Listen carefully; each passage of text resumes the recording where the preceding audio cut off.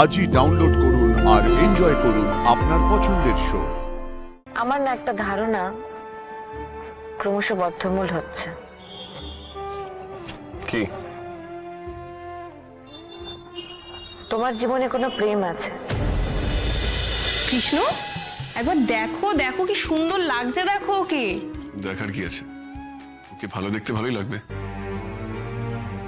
এই শোনো বনলতা, আমার ভাই কিন্তু এতটা আনরোমান্টিক নয়। আসলে ও এখন একটু নিজেকে কুল দেখাবার চেষ্টা করছে আমাদের সামনে। কিন্তু শোনো, তোমরা দুজনে যখন একলা হবে না, দেখো স্যারের আবেগ একদম উতলে পড়ছে। হ্যাঁ দাদা ভাই,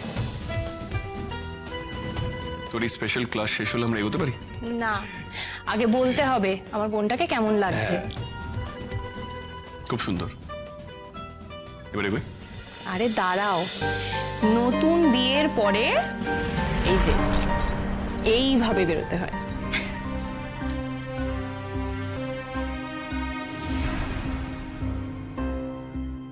লেটস গো।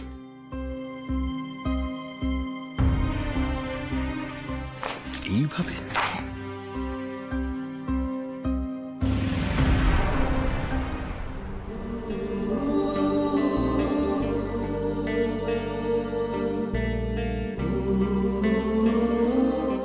সিটি সিটি পুরো কপি বুক মোমেন্ট। হ্যাঁ,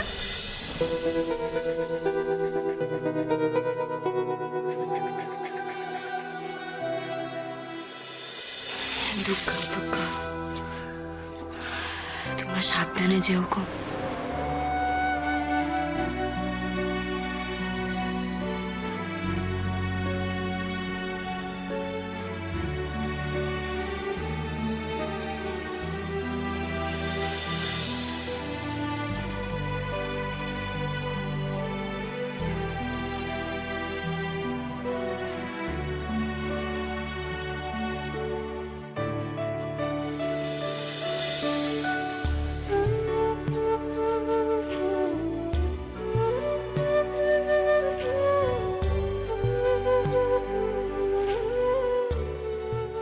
কেন আমার এমনি কান্না পাচ্ছে যখন তখন?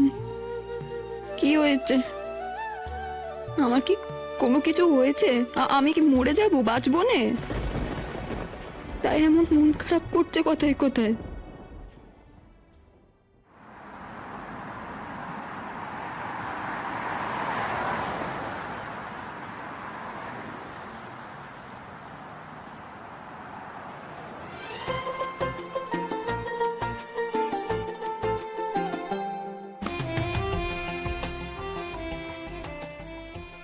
Thank you. মা বাবা আজকে দুজনেই খুব খুশি হয়েছে তুমি গেছো বলে। অ্যাকচুয়ালি যখন আমি বলেছিলাম যে অষ্টমঙ্গলায় যাব না, ওরা সত্যি খুব কষ্ট পেয়েছিল। সো রিয়েলি থ্যাংক ইউ অনুভব। কি এত ভাবছো গম্ভীর হয়? কিছুই না। আমি জানি তুমি কি ভাবছো। কি ভাবছি? মনে মনে আমার উপর রাগ করছো আজকে এত দেরি হয়ে গেল বলে, আর ভাবছো বাড়িতে আবার কে কি মজা করবে তোমাকে নিয়ে। দুটোই ভুল। তাহলে ঠিকঠাক কি? ওই যে বললাম, কিছুই ভাবছি না। আমার না একটা ধারণা ক্রমশ বদ্ধমূল হচ্ছে। কি? তোমার জীবনে কোনো প্রেম আছে? কাউকে তুমি একটা ভালোবাসতে, না হলে এখনো ভালোবাসো?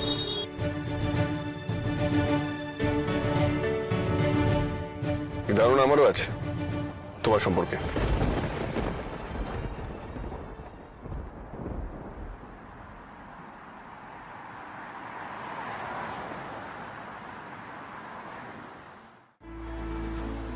কালকে আমি একটু শপিং এ যাব।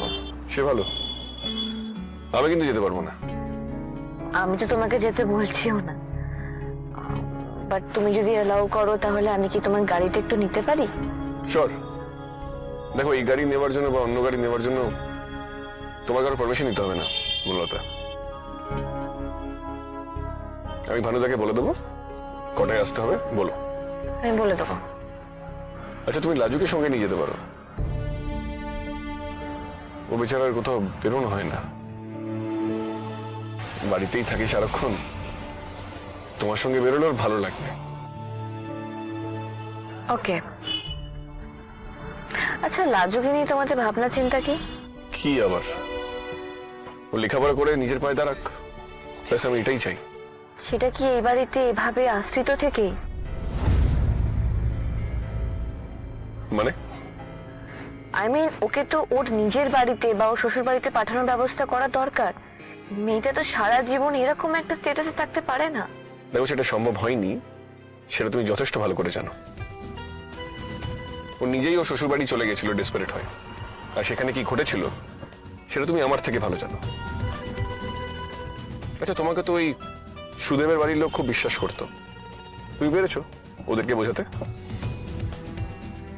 আসলে কি জানো তো, এই দুটো ফ্যামিলির মাইন্ডসেটে প্রবলেম, গোটা গ্রামের মাইন্ডসেটে প্রবলেম।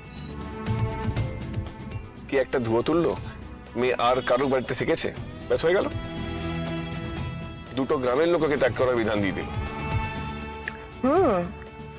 অদ্ভুত প্রবলেম, ভেরি ইউনিক। এটা নিয়ে একটা নিউজ স্টোরি করা যায়। আচ্ছা খবর টবর যদি একটু স্প্রেড হয়, মানে চাওয়ার হয়, তাহলে তো ওরা যদি লোকলজ্জায় ওকে ঘরে তুলে নেয়। থাক, সেসবের দরকার নেই, কারণ সবকিছুর মধ্যে ওই বেচারি মেয়েটাই কোণঠাসা হবে। এই মিডিয়ার সার্কাসে ওর লাইফটা হেল হয়ে যাবে। মা, সেই যে মেয়েটাকে বাড়ির দৌড় গোড়ায় রেখে চলে গেলে, বলে গেলে কোনো সম্পর্ক নেই আর তোর সাথে, সত্যি সত্যি কি সব সম্পর্ক চুকিয়ে দিলে মা? এমনি করে সব সম্পর্ক চুকিয়ে রয়ে যায় বুঝি? একটু মনে পড়ে না তোমার লাজুর কথা? মনে কষ্ট হয় না?